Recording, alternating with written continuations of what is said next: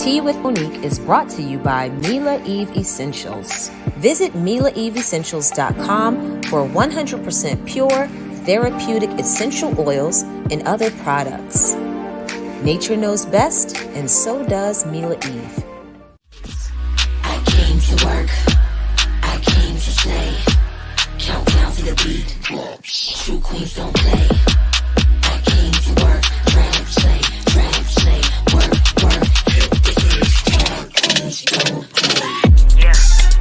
Stand up to bullies. Hey. Oh my God, so corny. Anyway. Hello. Monique went to get a drink. She's coming, guys. Like, for real. It wasn't like a track star.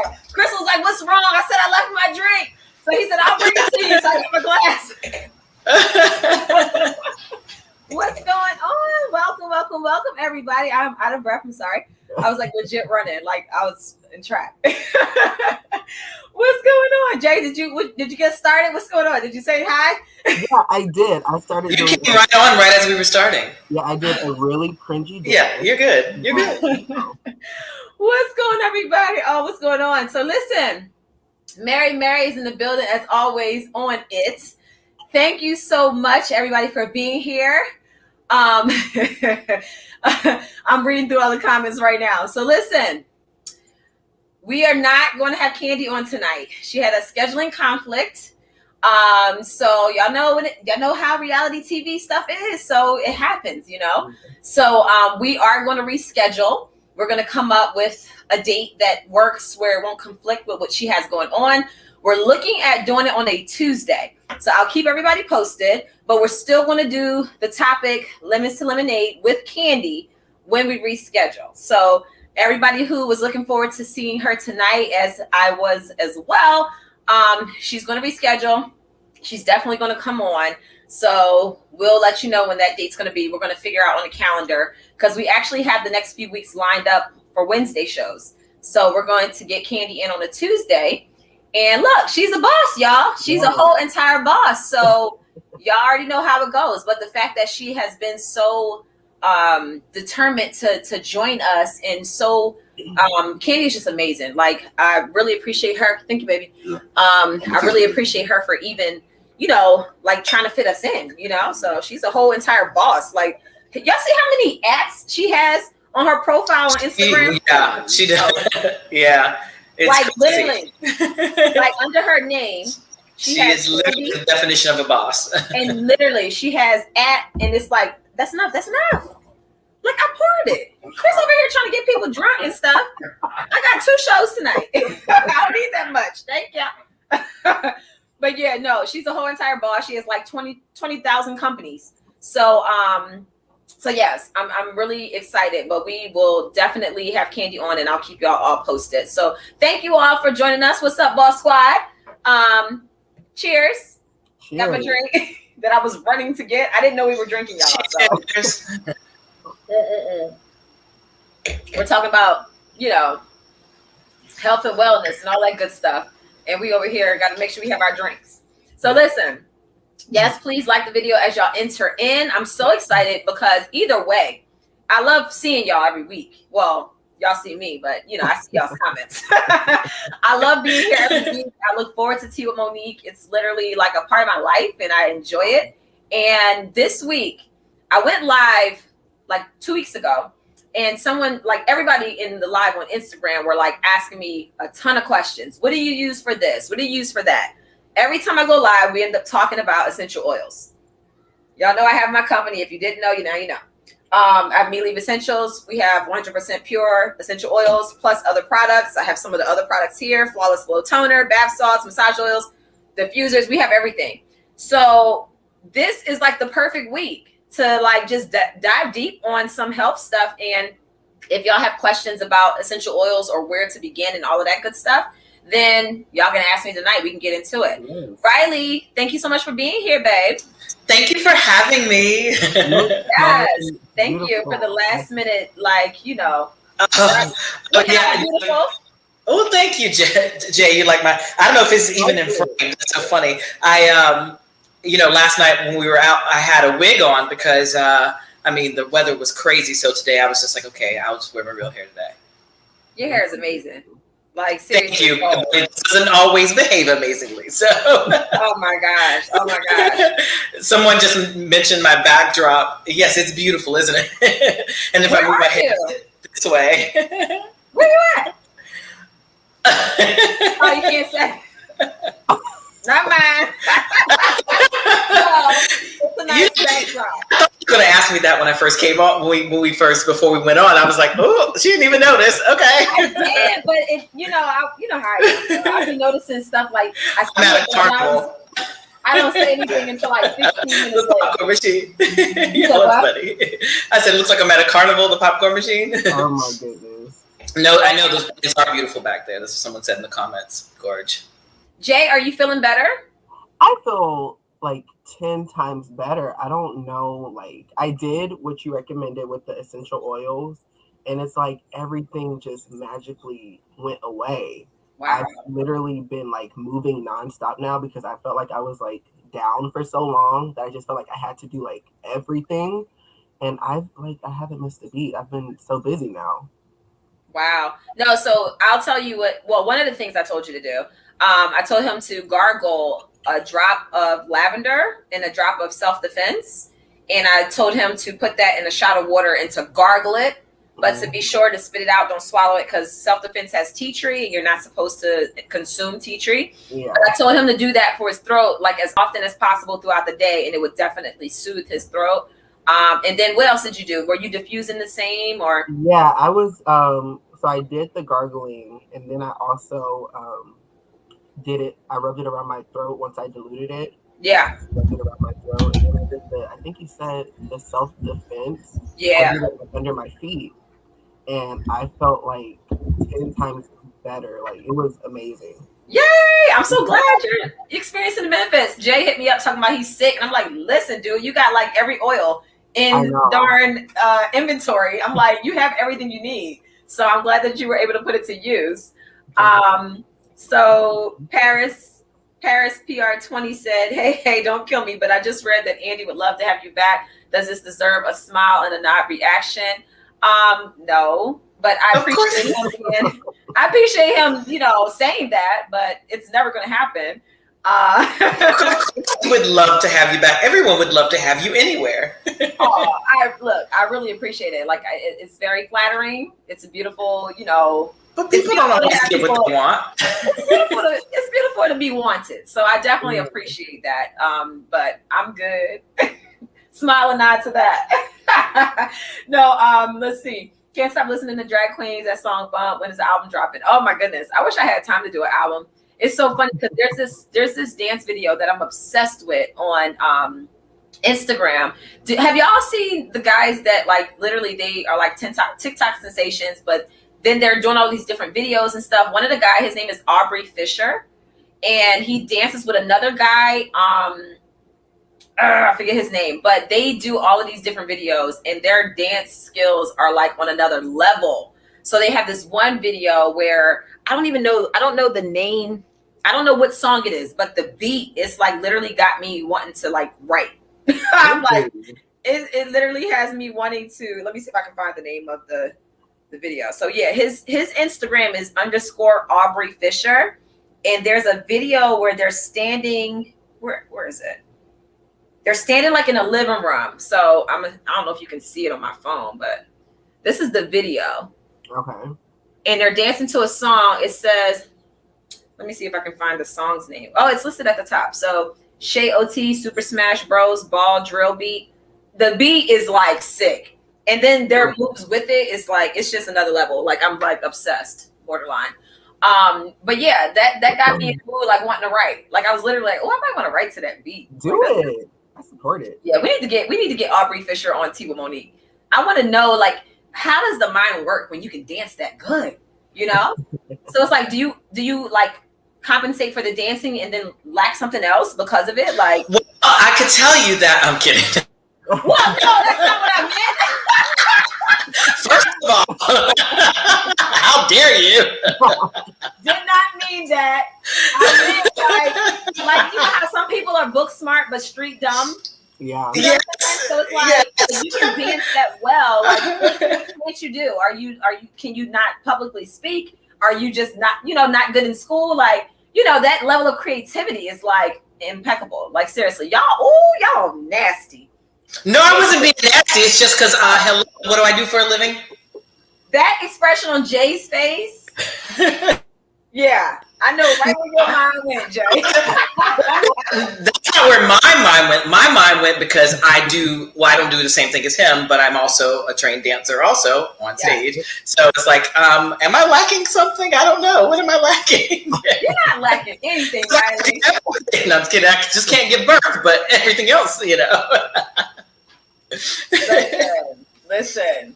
Well, look here. Practice makes perfect. What do you guys No, you know what someone once told me? They said practice makes permanent. You practice something more and more, because even if you're bad at something, you keep practicing it, it becomes a permanent situation. So it'll become more perfect the more you do it. Oh my God. Y'all are a mess. So listen, hold on. Riley, what are you drinking? Yeah, Since you asked, I'm actually drinking Moet. Okay. Yeah. Okay, so Alicia said she was already following Aubrey Fisher. Apparently, it was dance that drew me. Yeah, no, him and his whole crew, they definitely have some serious skills. I would love to be able to dance like that. Like, I wish I could dance like that. Like, seriously. Jill, what's up, babe? She said, I've been really thinking about transitioning to become vegan. Tips and tricks to start the process. Absolutely. So it's funny, Jill, because I remember years ago, you're the one that inspired me to eat less meat. So, because I remember at one point, like Jill wasn't eating like chicken or beef or anything. Like she was doing mainly like salads and things like that. So I don't think it would be hard for you to transition because you've already been down that road. But what I will say, I have not like fully become vegan, but I'm on a mission. And one piece of advice that I was able to take and use, and it's been well for me, is gradual changes. So like for a whole year, work on eliminating 1 or 2 or maybe 3 things from your diet and use the whole year. Don't go cold turkey. Don't go like, all right, I'm gonna do it in 3 months. No, just take the whole year. This way, your body can naturally fight those cravings that it's developed because it's so used to eating those things. So if you make those slow, gradual changes and just give yourself time, don't put so much pressure on yourself to change your diet, then you'll get to a point where you don't even want it anymore. And that's how I got off eating chicken 5 years ago. I was like, I literally said this year I'm going to work on not eating chicken. And me and my whole family, like the kids and everybody. So that's what we did. But go ahead, Brian. Yeah, for me, you know what it is for me, because a lot of you know that I'm pescatarian. I tried to be vegan and I quit cold turkey and I went right back to eating meat. This was years ago. Hold on. I'm sorry, Riley. You can't say, I tried not to eat meat. I'm gay as hard. What can I say? That is crazy. Oh my God. Hey, what's Jay eating? What are you eating? I'm eating some chicken with some rice. Listen, Jay, I'm gonna send you a video. No, I'm not gonna send it to you because I don't want to ruin it for you. No, because then you'll never eat chicken again. So I promise. Do it.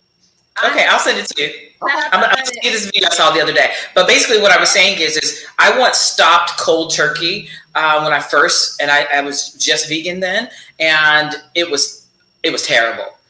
So I get what you're saying about the gradual thing. That's what I did gradually. Like I just stopped having it with every meal till eventually it was, I went back to being pescatarian because I love seafood. So I'm never giving that up. But yeah, I definitely think you should do it gradually and not just try to cut yourself off and just say, okay, no more meat, like cold turkey. But I don't even miss meat anymore. I don't miss the taste or smell of it. Like first of all, I don't think that meat tastes like anything. I think like it tastes like whatever you season it to.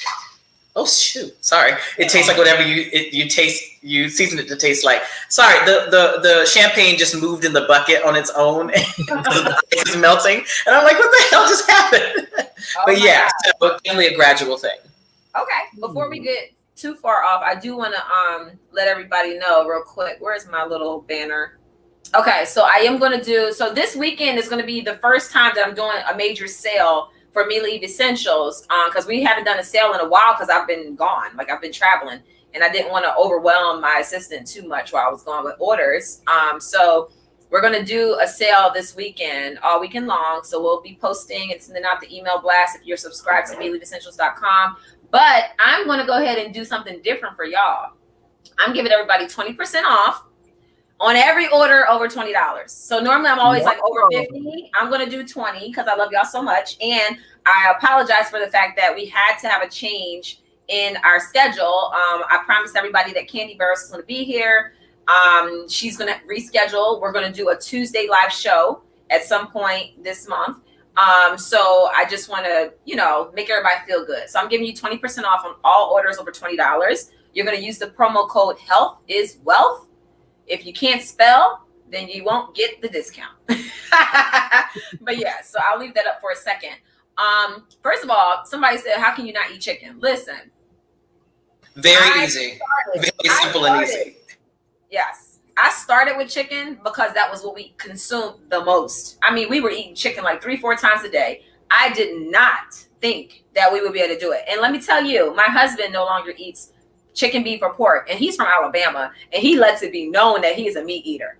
So he doesn't eat it anymore either. So it's possible. Trust. I never thought that my husband would be able to do it, and he did. So if Chris can do it, okay, so this is my rebuttal for every time when someone mentions chicken, because Black people were famous for saying, oh, this chicken's not seasoned good, this chicken's bland. What does chicken taste like? Will somebody tell me in the comments what it tastes like with just nothing? Like if you take chicken and you don't put any seasoning on it, no salt, no pepper, no nothing, and you just put it in a pan, what exactly does it taste like? Because y'all are always saying this chicken's not seasoned good, or they didn't season the meat right. I think it tastes like whatever you season it to taste. That's just my personal opinion. I mean, I'm willing to debate that with somebody, but for me, everything that I can season anything to taste like chicken, basically. You know what I'm saying? Like the seasonings I use on chicken, I can use that on something else. And so when people say, oh, how can you give up chicken? Is it a texture thing for you? Because chicken literally tastes like nothing to me. You got a point. You got a point. Charisma said I stopped eating meat years ago too. Told myself if I'm not a zombie and I don't eat things that run from me, it worked for me. Wow. Alicia, she said she's gonna post again to make sure we say her name right. Alicia. She said it doesn't taste like anything. She agrees. Chicken tastes like nothing. Exactly. Yeah, rubbery flesh. I remember on your arm. I think you and Chris were on your way from a vacation and we were on the phone and I was telling you. Your microphone sounds really weird. It sounds like real muffled. Yeah, it does. And I'm wanting to talk, but yeah, it does. Wait, hold on, everybody. Wait.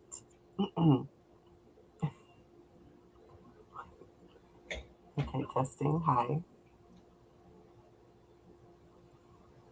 Wait, can you hear me? What is going on?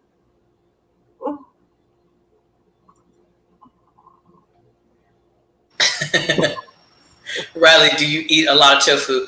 Well, like I said, I'm pescatarian, so I still eat seafood, but I don't eat seafood with every single meal. I eat tofu or like things that are plant-based, that are made from plants, basically. But I don't like a lot of things that are seasoned that are like manufactured or genetically modified to taste like meat, like Beyond Meat, all that stuff. Like I'd much rather just eat other things. Like, right.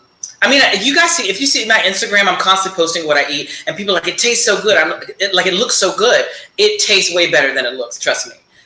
It may be pretty on there, but I'm not just eating a bunch of salads. I know people think like, oh, if you become vegan, you just have to love salad.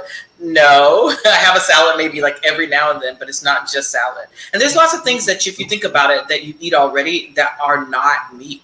It's just, we just kind of forget because people think that a meal is not a meal unless it has a piece of meal right there. For me, a meal is not a meal unless it has a vegetable. I feel guilty when I have like fish and rice and there's like no like vegetable at all. It's not a complete meal to me. Dita said that your microphone eats meat, Jay. Please. Wait, do I sound better? Yes, much better. Okay, great. My audio is connected through my webcam and not my microphone. Anyway. I knew something was different because normally your microphone be on point. But go ahead. What was I going to say? Oh, and yes, I did get a nose ring. I think it looks beautiful. I was wondering what that was. I thought it was a glare from the camera. Wait, you want to see? Look, it's so like cute. OMG! Wow. It's really cute. Listen, I am going through. He traded in the do-rag for the nose ring. I was Listen. thinking that. Okay, this is besides the point. But lately, I put on my Instagram the other day, I was like, I feel like I'm going through a midlife crisis, but it's not like midlife. Quarter life. Like Quarter life? Quarter life. Yeah. And I just feel like something's going on. It's not a bad thing, but I'm just like revamping everything about myself. And I don't know why. Let me tell you something. Your 20s are exactly for that, for just what you're doing. Explore, try everything, do everything. You can always go back and say, well, maybe I shouldn't have done that, but you don't want to ever miss out on something. Do whatever you feel like you want to do in your 20s. And, your 20s are to make the mistakes and do whatever you want to do and try and experiment. I experimented so much in my 20s. By the time I got to 30, it was just like, I've done everything. This is great. I know who I am. That's how you discover who you are, Yeah. But I'm going to let you guys in on a secret. This nose ring is actually very fake. I had a feeling I wasn't going to put you out. I wasn't going to put you on blast. I used to have one of them back in the day. Just kind of clamp on. You know what? Because now it's not. Now you know what if you like it or not, and if other people around you are just like, "Why did you do?" Whatever. Exactly. Not like that, because I had to make sure that if I were to go this route, it looked good wherever I put it. So I've been moving it like in different areas of my ear and just everywhere. So yeah, but nobody else will know the secret unless they watch. It's like wearing a blonde wig before you actually dye your hair blonde. Yeah. Try it out and see if you like it first. Jamaica said, Monique and Riley, are there types of fish that you do not eat? I do not eat fake fish. Like tilapia. Eat tilapia. No. That's made in the lab. Don't eat tilapia. You don't go fishing and say. For some reason, perch smells really weird to me. I don't like perch. It smells really strange to me. But I don't eat tilapia because that's not actually fit. Just here's the thing: go on YouTube and type in tilapia, and you'll never eat tilapia again. Yeah, and then also just know that I'm a fisher. I like fishing. I've never caught a tilapia. It's not a real fish. So yeah, no, we don't eat tilapia. I like fish. Like salmon to me is like it's a little bit too overproduced. So I feel like salmon is not what it used to be. You know what I'm saying? So I'm actually trying to stay away from salmon. I'm actually trying to wean off of seafood. So I'm eating that salmon is not naturally pink. That's what I heard somewhere. They're like they dye it or something like that. I don't know if that's true. They do that to all meat. Jay with the face with the shade. You mad at me for like letting go of seafood too? Yes. Oh my gosh. Yeah, because I don't want to eat sea roaches. Like, shrimp and lobster. Oh my God, I love sea roaches. I love lobster and shrimp. There we go. Now, you know that I don't like land insects, but yeah. Oh, did I tell you? I told you that I ate a cricket, right? Ew, I saw that video. What? I ate a cricket. When I was in Puerto Vallarta, I ate a cricket on an orange. It tastes like a sunflower seed, but I was like, YOLO. We're here in Puerto Vallarta, and it was part of the tour, so I was like, okay, I'm going to eat it. Oh my God. Jill wants to know, what is the best lesson you've learned in your 30s so far? Well, in my 30s, I've learned that everything that I grew up thinking to be true is further from it. And I mean, that is in just about everything from politics to religion and all of that stuff. So my 30s, as I get towards my 40s, like from right now and on and everything, is all about learning the actual truth and not doing things based on what society says is true, because I realized that there's a lot of fraudulence. There's a lot of things that have been rewritten. So I want to go to the actual source of things and then kind of learn from there.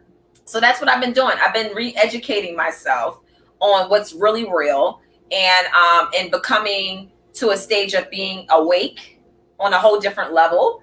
And it's brought me a lot of peace. It's brought me a lot of just like enlightenment. I feel like I know who I am on a different level.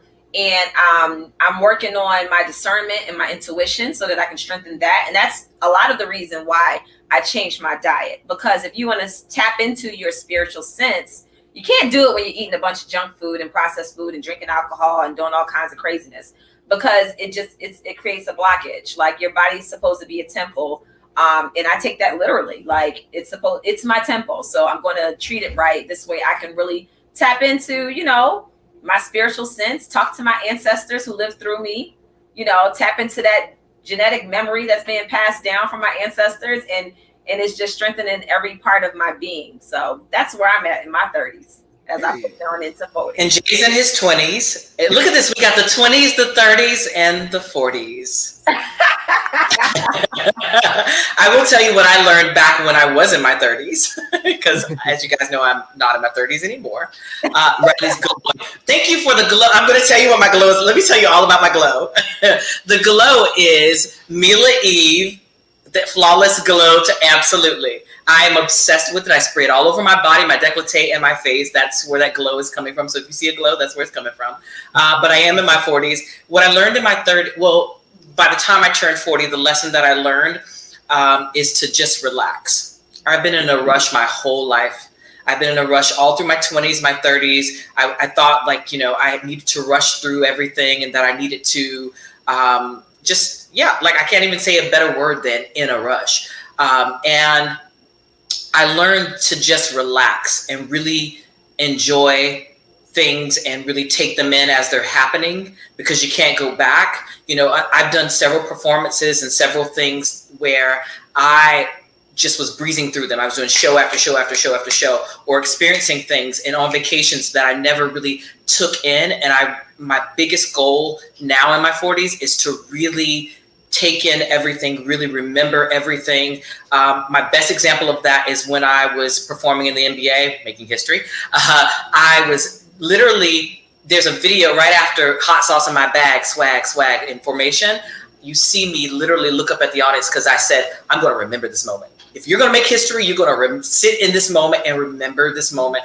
And I do that in small ways too, even if as I'm having experiences with people, with friends, and we're having an exchange of energy. I try to make sure that I am locked into that, and that I am remembering that, and I'm not just trying to get to the next thing, because I felt like I was in a rush all throughout my 20s and 30s, especially my 30s. I was in such a rush, like I got to do this, I got to do that, I got to do that. And now at 40, I'm just like, okay, well, I'll have to get to it. I'm not in a rush to do anything. I want to just experience everything and remember everything, because life is, and according to a lot of people, I just found this out, that I'm halfway through life. I'm like, so I'm supposed to die at 80? I might live longer than that. So we get to my age. I don't know. Someone like, you're crazy. Like, who knows? I might live. Look at Betty White. I might live to like 98 or even older. So I don't put a limitation on anything. I'm 40, but I'm 40. Fabulous. Like, great. I'm happy to be 40. Yes. Yeah. Because I was. Jay, what about you? Jay, in your 20s, what have you learned the most so far? I feel like I was craving some sort of change in my life prior to like meeting you and things like that. But I guess I didn't really know how to activate that certain change.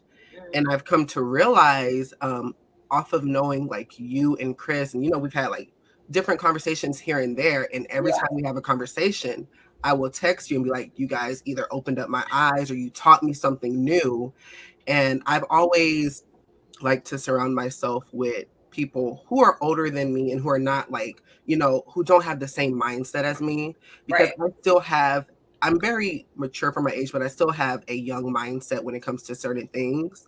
And I know just based on conversations with you and Chris, you guys have either told me when I could have done something different, or, look out for yourself and things like that, just off of your own experiences. And I've always appreciated that every time we have different talks like that. And you guys have really taught me how to, I feel like I've always been a good person, but you've taught me how to even be a better person when it comes to different situations. And I think in my 20s, I've learned to be more compassionate, I think. Okay. I would say I've been a very selfish person in the past. And I've kind of only looked at things my way. And once I got older, I just realized that that's really not how life works. And I've learned to really cherish those around me and different opportunities and things like that. So I kind of take everything in. Yeah. And you taught me how to be an entrepreneur more than anything. No, like with me and Chris, whenever we do have our talks, it's more so life experience. Like we've been in your shoes. So it's like when we have conversations, we can see exactly where you're coming from because we were there once. You know, that's the blessing and the gift in knowing people who are your elders to a certain extent or who are just older. That's why I love when my great grandmother was alive. I loved having conversations with her because her wisdom was just, she could say something that was just the most simplest thing, but coming from her, she doesn't even realize because she's lived so much life. My grandmother was 96 when she passed away. My great grandmother, I'm sorry, was 96 when she passed away. And she could say something that was just probably just so simple to her, but it was huge to me because she was allowing me to see years beyond where I was at that moment, you know? So that definitely is a blessing. So yeah, no, I love that. People are in the comments cracking me up. Somebody said that they want to live to their 135. Here we are. Onyx. Unrealistic, but still a desire. It's not actually unrealistic. It just depends on what kind of life you live. You know, so technology's going to be around by the time you're 135 either. You know what I mean? Like the way that they're doing things these days, you might live longer than that. Who knows what's going to happen in the future? You know, it's really funny. This was not a dream of mine, but it was just kind of like what I thought. And Monique will attest to this because I used to say, I want to die. I said, yeah, I want to die before all my friends.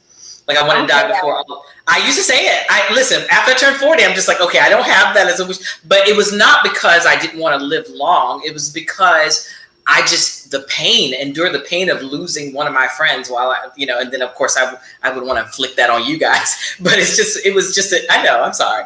But that's the way I thought. But now I don't think that way anymore. After something happened, I don't know, after I turned 40. But it's really interesting too, Jay, I remember your speech at your birthday party. So that's something I know what it is. And you arrived, you know? Yeah.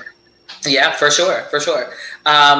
And it's funny because I actually played that video back. I watched your speech and Isis and everybody's speech, and I watch that often. Just when I need like a little bit of a boost, I'm just like, oh, I love my friend so much. But Jay, it's very interesting being in your 20s because you were talking about like having friends that are older and the experience and all of that. When I first moved to DC, I was really young and I was 19. And I had friends that were way older than me, and they taught me so much, and they let me make my mistakes, but they also kind of kept me from going overboard. But I think because they let me do those things, but also kind of kept me a little bit from going over the edge, it really helped having that kind of wisdom in your friends, as opposed to like somebody who is your family member, like a mom or a dad, that is biased. You know, I love that. I loved having older friends. When I was 19 years old, I had friends that were in their 30s and 40s, and it was awesome because I couldn't go to the club with them because I was only 19, but it was really awesome. And I also think there's something very interesting if you are a gay person or a transgender person, you tend to go through those. When you're in your teens and your 20s, you're trying to discover who you are naturally anyway, but you go through it times 10 when you're in the LGBTQ community because, up until recently, and it still happens too, that you have so much opposition and you're so different from most people that are around you. So, you end up going through that discovery phase faster. And so now your life becomes about, well, now I know who I am, and what do I want to do with knowing who I am. Yeah. And I definitely, I have friends who are around my age and we can still give each other wisdom and things like that. But I've just always loved hanging around people who've had, more experiences than me in their life. And I've also had to teach myself that, especially when it's coming from somebody who is older than you, that just because they're telling you something, I had to train myself to learn the difference between being scolded and just being given something directly from love and, from somebody wanting the best from you. Because younger me, I would have taken everything that somebody older than me is like scolding me and things like that. but I've literally had to train myself to be like, there actually are people out there who are telling you this because they care and they love you, and not because they're your elder and they're trying to get you to do things the way that they would do it. Absolutely. So I've definitely learned that difference. Yeah, we all go through that. I remember my dad used to say, self-criticism is one of the toughest things, because you want people to always see you as a good person, especially when you know you're a good person. And then when you come to a point where you're being criticized for something that is truly legitimate, it still doesn't feel good. So self-criticism is definitely hard, but it's one of the most maturing things you can do. It definitely helps with growth, so that you can see things from the outsider's point of view, and then learn how to better yourself. That's why we're here. At the end of the day, we're here to be better people than we were the day before. So yeah, no, I love that. Cool. So somebody, what are you talking about? I don't know what he's talking about. Okay, I'm not going to put that. Somebody said Riley acting like she wasn't underage in the club. This is a fun fact. This person must know that I was. Okay, so here's the thing, Jay. I don't know if I ever told you this. This is hilarious. I was underage in the club. I was, because I had friends that would either sneak me in and whatever, and also because I was a cute little thing, so I got into the club. But also, here's what's funny.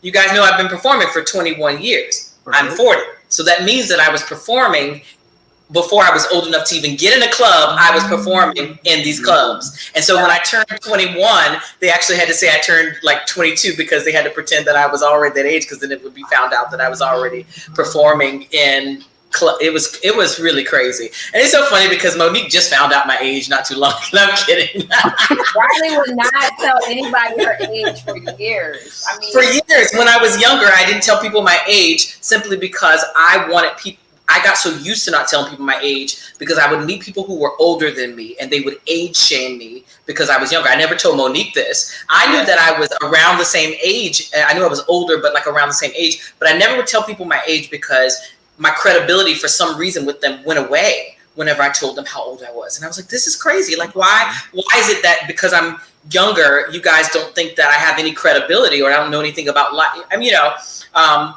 So I stopped telling people my age. And so for the longest time, Monique and I were friends, and we were close friends, and she didn't know how old I was. I wouldn't tell her my age. And I didn't even care. The first time I asked and she wouldn't tell me, I was just like, all right, whatever. And then after that, I was just like, whatever, she won't me know, so whatever. It's so funny because another one of our friends actually found my ID in her car, and I was like, crap, now she knows how old I am. It's an ongoing thing. Just antics in my 20s. But yeah, I was performing in clubs before I was old enough to even get in those clubs, and it was fantastic. I saw a really good comment really quick. Somebody said they were disgustingly spoiled as a child, so I've always lived because I thought my ish didn't stink. Mm-hmm. In my 30s, I am reflecting and observing the lessons. And I feel like I don't know what order you were as a child, but I'm the youngest child and the only boy. So I felt definitely spoiled. Yeah, and I'm my mom's rainbow child. So I don't know if it was the younger child syndrome in this is hilarious to me. What? This is hilarious because you were the youngest child. I'm the oldest, and Monique is Moni in the middle. Yes. Oh. Yeah. You're the youngest. She's the middle. Yes. Yeah. Yes. My sisters always told me that it was because I'm the youngest and I always got my way, and I'm the only boy. And for the longest, I was also the youngest grandchild. It was a lot. I mean, they blame me for everything. They blame me being the youngest for all of my actions. All facts. Really? All facts. Chris is the youngest, so I'm still dealing with it. Really? Chris is the youngest in his family, and you're the same story as my brother, Kevin, who is the youngest and the only boy. Wow. So yeah. True story. Yeah, y'all be spoiled. Y'all be spoiled all out. By default, it's not our fault. It just happens that way. It isn't. It's just because it's this is like Chase. He's the youngest. He's the baby. So he takes a little longer than the other two because we know this is it after him. You know, no more babies. So You just kind of want to hold on to that. Not so much me. I want him to grow up. Like, boy, like, stop coming in my room at 5 a.m. You know, I told him, actually, it's working. Don't judge me. But I had a little talk with Chase 2 nights ago. And I told him, I said, listen here, bro. Because he gets over because of Chris. So Chris treats him like a little baby, right? He wakes up. He's 2, mind you. He wakes up in the middle of the night, 3, 4, 5 in the morning, disturbing my sleep, talking about he want milk. I said, little boy, you ain't no infant no more. You ain't getting no milk. What are you talking about? So I told him the other night, I said, you know what, Chase? I said, we're going to have a talk. And I literally talked to him just like this. I said, we're going to have a talk. He's like, yes, mommy. I said, you got to stop waking up in the middle of the night. You're messing up my sleep. I don't appreciate it. And he starts laughing. I said, you know what? I said, if you wake up talking about daddy, I want milk, daddy, and you wake up screaming and fussing, I said, I'm going to give you away. I'm going to give you to a new family because we don't have babies over here. So he was like, okay. I said, oh, you want to leave? I said, go upstairs and pack your bag. He said, no. I come back, mommy. I come back. So I was like, all right, so we on the same page. I said, you better not wake up talking about daddy. Don't be waking up talking about milk. I don't want to hear it. So he said, okay. I said, if you wake up, I said, I'm packing your bags and you go to a new family. So wait, let me tell you something. This little boy woke up at 5 a.m. Mommy. Because I told him, don't say daddy. That is a smart kid. And I love the way he said, daddy. Yes. He said, mommy, I get in your bed. So I'll go in the room and I just laid with him. I said, nope, you're not coming in my room. I said, we're going to stop this. You got to grow up. Like, if we're going to take a trip to Africa, you can't be waking up, messing with the darn lions in the safari you just ate. So I was like, you got to like chill out. So I told him, I said, go ahead back to sleep. He went back to sleep and he actually did good. The next night, I knew better what to say. I said, don't wake up at all. Don't be talking about no mommy, no daddy, no milk. He actually slept until 10 o'clock this morning. Wow. Yes. So sometimes you got to threaten your kids at work. And you got to be specific. Too smart. Jill had a really great question. Jill coming with the questions tonight, y'all. She said, who has been the most influential person that has crossed your path and what did they teach you? So that's easy for me. Y'all want to go first or you want me to go? Go ahead. That's easy for me too, but go ahead. Yeah, my older sister, Tasha, who y'all seen her crazy behind on the show several times, but definitely Tasha, because Tasha has been a person who's shown as an example, just living, going through adversity, and being able to be strong enough to come out of it and still show love and kindness. My sister didn't ask for siblings. You know, she was the oldest and she made it her duty to take care of me and my brother and to guard us and protect us even to this day. So she's taught me how to be mature. She forced me to grow up when I didn't want to grow up. I was like Jay, spoiled, didn't want to hear nobody tell me about what I wasn't doing right, or, expecting her to do everything and act like a little spoiled princess. And my sister forced me to know the business. You can't just be the artist or the art. You have to also be the manager. You have to know how business flows and also know how to be the talent. So she taught me a lot of things. She introduced me to a lot of people.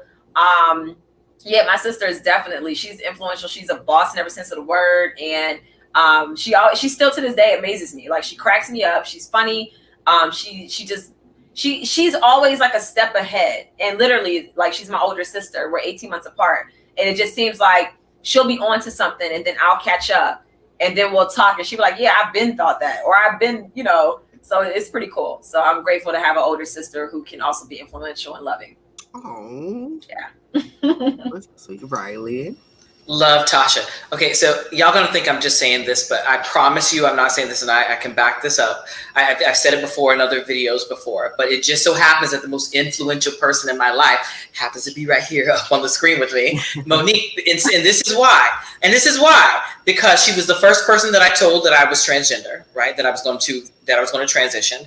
She also became the template for the kind of woman that I wanted to become. Aww. And and it's very rare that you have someone that influences you, that you look up to, that ends up becoming one of your closest friends. Yeah. And because there was no judgment from you, and so much acceptance and so much wanting to understand and wanting to learn, even though she didn't understand what is this? Okay, what are we doing? What are we, because of that lack of judgment, it caused me to be able to navigate throughout the rest of the world and not really care if I wasn't accepted by other people. Because if your best friend loves you and cares, you know what I mean?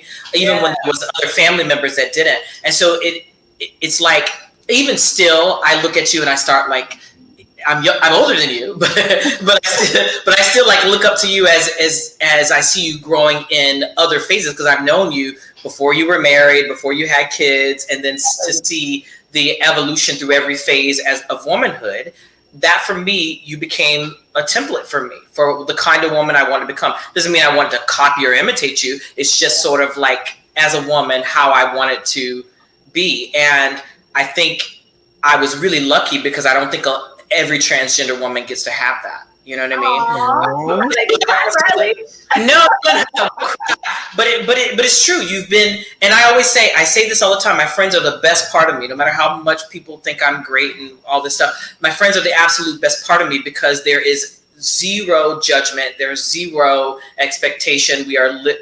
My friends are everything to me. So it has been wonderful for the last 18 years to have someone that has so much influence on my life that I can look up to, and also be that template for me too. So that, I mean, and I promise you, I'm not just saying that just because I'm here on the show and also that is not why. I've told her this before. I've said this in other videos before. People know, but she was the absolute first person that I told, and I felt comfortable enough to tell her that. I told her before I even told any of my family members or any of my other friends. And, I think it would have been very difficult had I said, I'm transgender and I'm going to transition, and she was just like, what? Are you crazy? Are you like, that would have been of course I still would have done it, but it would have been very difficult. And thank God that I had that love and that patience. And I've said this before, that I had other friends and other people in my life that were ashamed, because back then they didn't know what that was, and to bring me around certain people. And Monique was just like, this is my friend and I don't care. You know what I mean? And then to have her boyfriend at the time, Chris, who was her boyfriend at the time, to be like, that's my friend too, and I don't care what anybody said, to be like that and defend me also, that was everything for me. So yes, I think my first comment when Riley told me that she was transitioning was, what does that mean? So what we doing? What's the new name? What are we doing? And everything was we. I'm like, I'm with you every step of the way. So no, that's Is it calling me Ricardo in Home Goods and everything? Oh my God. Terrible. I'm like, nowadays I would have been canceled. Like, I would have been canceled. Oh my God. No, I couldn't imagine. Oh my God. Thank God. It's so crazy. Because I'm a person where I just believe in gradual, natural changes. And at the end of the day, that's why I always said I was going through the transition with Riley. You know what I'm saying? It wasn't an overnight thing. It's not just you that goes through the transition. It's your family members, it's your friends, mates, everybody goes through it with you. Yeah. I feel like people these days, I encourage you to, if you're a person who is transgendering and transitioning, I feel as though you should also have patience for the people that are around you that are going through the process with you, so just don't be so quick to cut them off if they don't really understand. Just explain to them how you feel, have those deep conversations, and don't be afraid to have the conversations. And, just everybody has to kind of be patient. It shouldn't just be like I wake up and now all of a sudden I'm using the correct pronouns every time I reference you, because that's not going to happen. It takes time. It really does. And that's the thing. And that's the thing. Someone asked if she knows she was influential. It wasn't a thing like she set out to be influential, to influence me. She just was my friend, and she just through example, she's an influence. So, and I think that carries on to the way you are as a public persona too. Just you're an example. Yeah. I guess I'll say mine. What is it? Wait, hold on. Dita forever talking about, I bet Monique thought Riley was going to be a transformer. No, I wasn't that green. You got this is the thing. People don't understand that the way that people understand being transgender now is not the same way that it was back then. I transitioned 17 years ago, guys. you know. So she had like a good year of having her best guy friend, and then all of a sudden here comes like, you know. And so back then we had nobody on TV. There was no template. There was not even respect for transgender people back then. So there was nothing. So it was quite some time ago. Yeah, it wasn't as openly accepted and talked about. You know, like Riley to me is a person who people can look up to who are transgender and say, hey, that's my role model. That's somebody who has gone through the process that I'm going through, who understands me. When Riley was transitioning, she didn't have a lot of that, like not out in the open, you know? So it was definitely, it wasn't easy. So it just, to me, it always comes down to just love, you know? And at the end of the day, I could see Riley before Riley could see Riley. Like I saw in Riley where she is now, I saw that almost 20 years ago. And it was just like, all right, Riley got to catch up and see it too. You got to see it for yourself. I always say I had people in my life that loved me before I knew how to love myself. Yeah, yes, for sure. Yes. Yep. And Onyx said, yes, thankfully we now have women like T.S. Madison to represent the transgender community. Yeah, now it's like you have a lot more people who have been bold enough. But think about the people before them that paved the way. They say I stand on the shoulders of giants, because there were people who literally fought in the streets before I fought in the streets so that I could be able to walk down the streets. So yeah, for sure. I'm very happy that people now have a Laverne Cox, a T.S. Madison, a Isis King, or a Riley Knox to look up to, because I didn't have that. You know, the closest thing I had was RuPaul, and I'm not a drag queen, so there you go. Right. And that's a whole different situation, honestly. Yeah. QK said, Riley and Jay, when did you know? He said he knew he was different at 5 to 8 years old, and his best friends were girls. Riley, you can go first. Well, okay. Well, I knew as young as 5 years old that I was going to be a woman. I didn't know what it was called. I didn't know how it was going to happen, but I literally have cousins and sisters who will all tell you that I was always the girl cousin. And they basically... so these are two things I always say. I knew for sure. I knew I was going to be an entertainer, because I used to run around with a flashlight in my hand and a pillowcase on my head, singing Whitney Houston songs, pretending I was a girl. So I knew I was going to be a girl, knew I was going to be an entertainer. I didn't know how it was going to happen. I didn't know when it was going to happen. I just knew that I needed to get away from anybody who had authority over me to make it happen, meaning any kind of parent. So I basically knew at 5 years old that I just didn't know what it was. I knew the derogatory terms for what my family members called it. I didn't know what transgender was. I just knew I always felt like a girl, and I got constantly. I have a YouTube video on this too also, but basically, stop acting like a girl. Stop walking like that. Stop talking like that. Stop sitting like this. Here's a basketball. Here's a baseball bat. Like, stop doing that. Stop playing your sister's hair. Boys don't do that. Boys don't do that. You are a boy. You're a boy. You're a boy. You're a boy. You're a boy. Constantly. So yeah, but I always knew, and everyone around me knew, because they wouldn't have been saying that if they didn't already know. You know. Right. Oh my gosh, I don't know why my chest is beating so fast. Okay.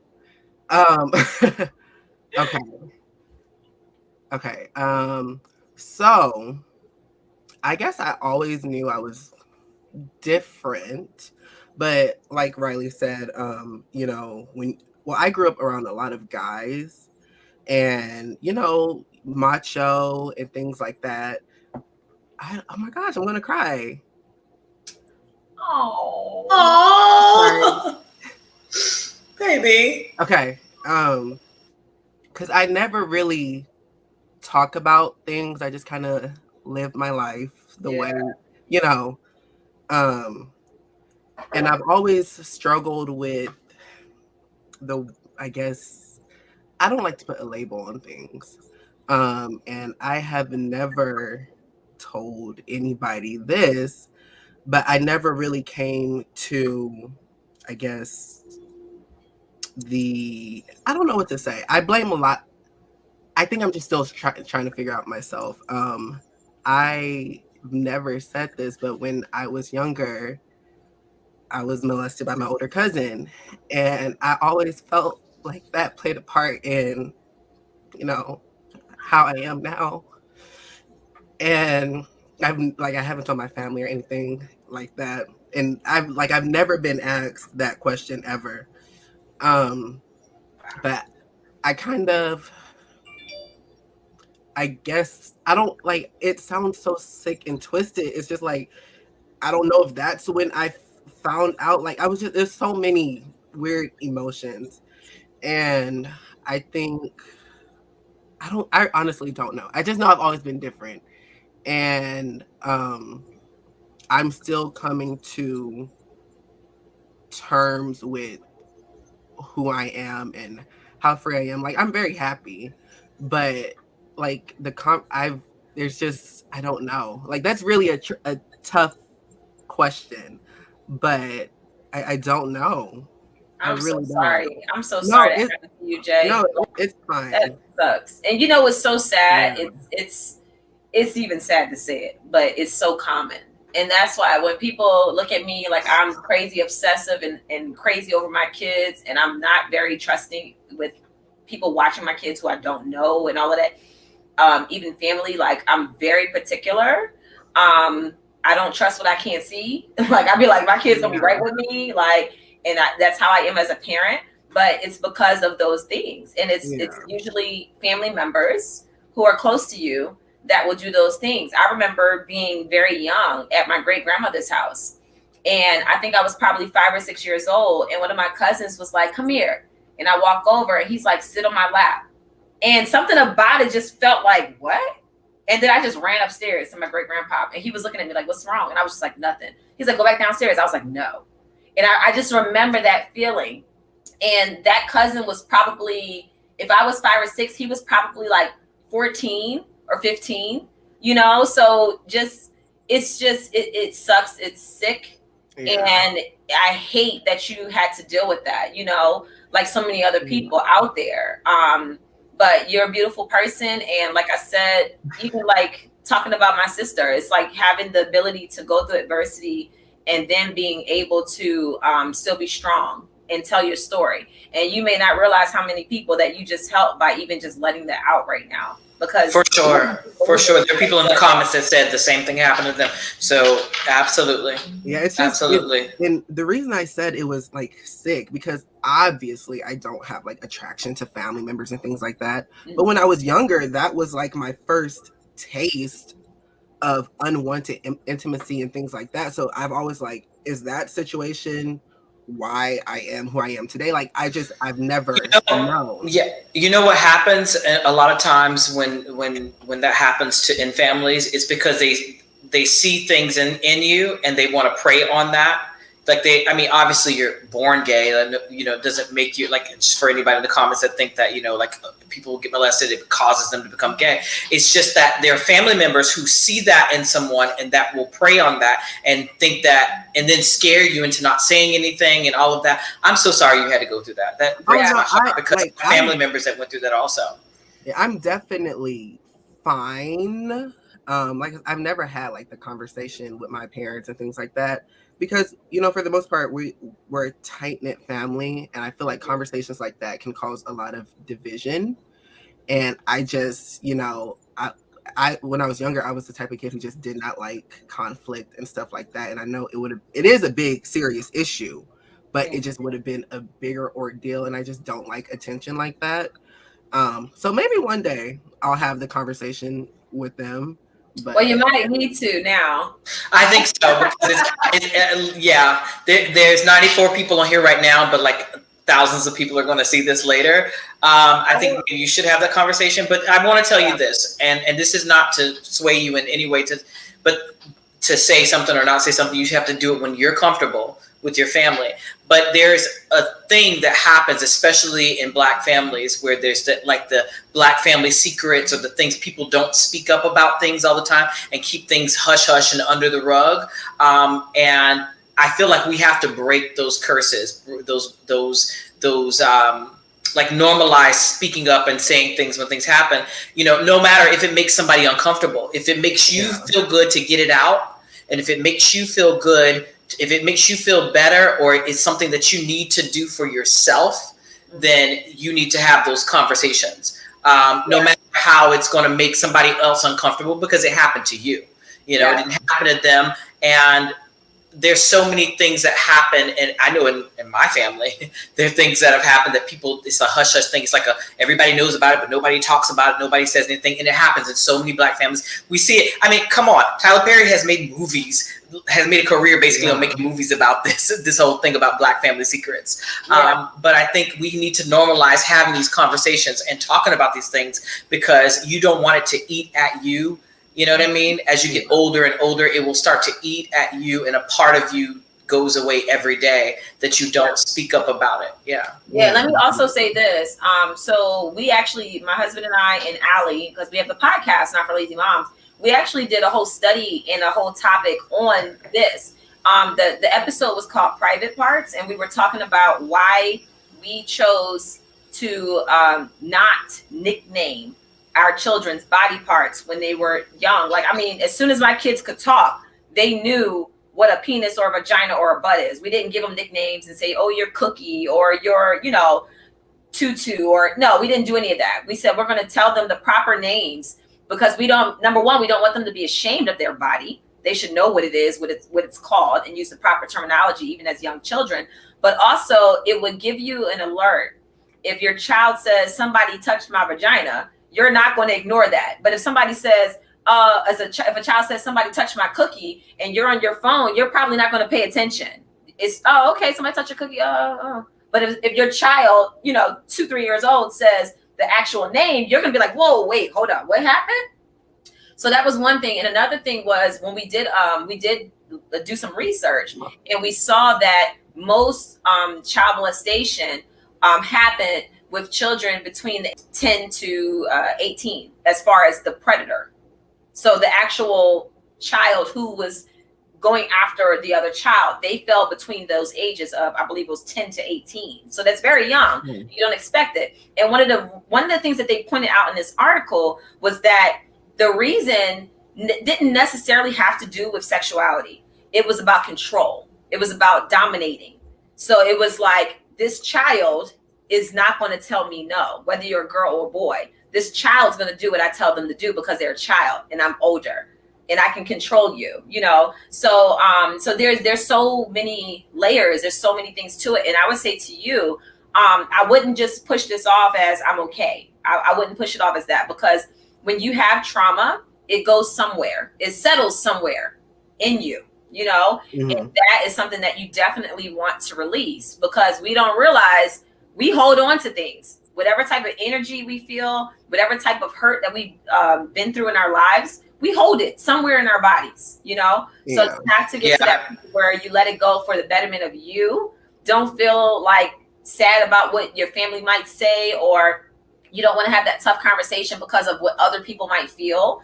At the end of the day, you have to do what's necessary for you and for your mental well-being, your physical well-being, your health, your wellness, and everything else. So I would encourage you to maybe pursue that conversation. I mean, it's up to you, but I would say, Alicia in the comments was literally saying exactly what I was thinking, the freedom. Like, you're literally going to free yourself when you talk about this. And I think freedom is everything. It is, because then you can go on and live your life and do whatever you need to do. And I'm not just, you have to do everything whenever you're ready to do it. So Right. Yeah. But I'm saying there's definitely a freeing feeling and a weight that you can remove off of yourself and go on and live the rest of your 20s and 30s and 40s, 50s, 60s, 70s, 80s. Like, amazing. But I think you're going to feel a big sense of freedom, no matter how they respond to it. At least you got it out there. At least you said it. I think you have to be able to tell your truth and not care, but like not worry about what the reaction is going to be to you telling your truth for the sake of your own freedom.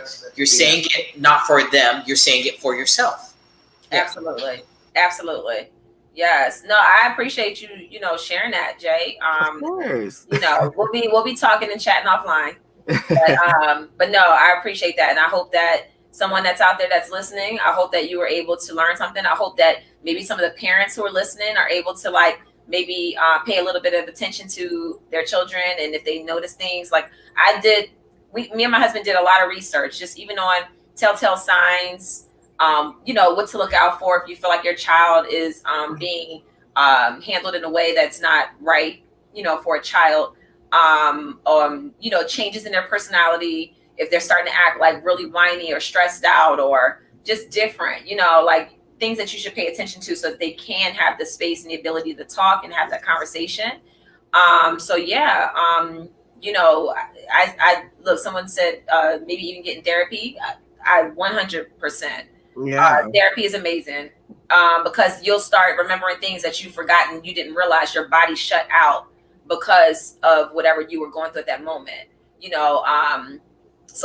I definitely agree with those statements for sure. So wow, this was like, we literally covered everything. We said health, we said mental, we said physical, we said everything. So we talked about food, we talked about spiritual journeys, we talked about for sure transitions and everything in between. This is all yes, this has been a good show for sure. Yeah, it's been great. Well, listen, once again, I'm going to remind y'all that if you want to check out May Leave Essentials, the promo code is Health is Wealth. You'll get 20% off on all orders over $20. Normally I do $50. I did $20 today just for y'all. The offer ends tomorrow night at midnight. Well, 11:59 p.m. And then we have another weekend sale that's going to be happening. So y'all got the heads up. We have a flash sale this weekend, all weekend long for Me Leave Essentials. Check out all the products. Riley raved about the Flawless Glow Toner, which has actually become it's the truth. I've sold so many bottles. I'm at almost 500 bottles sold of the Flawless Glow Toner, and the reviews are coming in and people are loving it. So I'm really excited about that.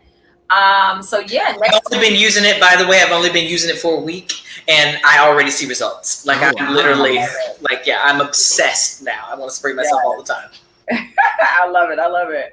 So thank y'all so much as always for watching. Y'all have a blessed week, and Riley and I are about to go live on the Not for Lazy Moms YouTube channel. We're going to be joined by Dr. Dana Nettles. She has a company called Dr. Nettles Beauty. We're going to be discussing more health and wellness. So if y'all want to continue the conversation, go ahead and hop on over to Not for Lazy Moms page, and we will see you at 8:15. Next week we have we're talking about zodiac signs and zodiac dating, and we have a celebrity psychic coming on. His name is Chris Medina, and it's going to be a good topic. I can't wait. Look at Riley. I'm so excited. And also we have a surprise. Well, we have a special guest that's going to be joining us for this conversation as well, because she is just as much of a tree hugger as I am. We're going to be joined by not only Chris Medina, but also Ashley Darby of the Real Housewives of Potomac will be joining us for this conversation. So she's really into like love my Ashley. Yes, so we're going to have fun. Everybody keeps asking me about Potomac. Well, we'll have Ashley here. No, I ain't going back. So listen. So yes, make sure y'all join us over on the Not for Lazy Moms YouTube channel, and we'll see you next week with our guests at 7:00. All right, y'all have a blessed night. Peace and blessings. Bye. Be enlightened. Stay empowered. Play, drag, play, work, hit the then I'm gonna make you work. What you gonna do? Then I'm gonna make you say. What you gonna do? Right on the beat till it hurts. Drag, play. Then I'm gonna make you work. What you gonna do? Then I'm gonna make you say. What you gonna do? Right on the beat till it hurts. Drag, play.